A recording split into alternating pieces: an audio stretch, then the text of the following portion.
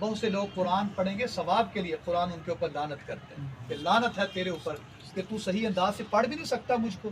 اس لیے تھوڑا سا وقت نکالیں اور قرآن کو صحیح معنوں میں پڑھنا چاہیے.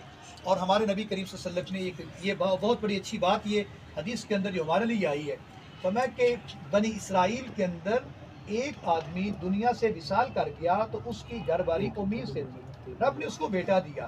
اب بیٹا جب پڑھنے کے قابل ہوا تو بیٹا پڑھ رہا ہے بسم اللہ الرحمن الرحیم. تو وہ جس وقت وہ بچہ گزرا اپنے باپ کی قبر سے قرآن پڑھا ہے تو ماشاءاللہ پھر آپ کے درجے کتنے بلند ہوں گے. تو اب یہاں جن حفاظ نے قرآن سنایا ہے، جنہوں نے منزل یاد رکھی ہے، اب یہ بتائیں لا الہ تو کیا اثر دلوں نے کہا مسلمان ہی تو کچھ بھی نہیں.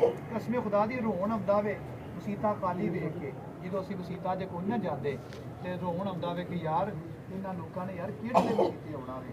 اس واسطے مسجد نال محبت کرو، قرآن نال محبت کرو، اپنے دین نال پیار کرو. تے گل اتنے آ کے پھر مکائیے.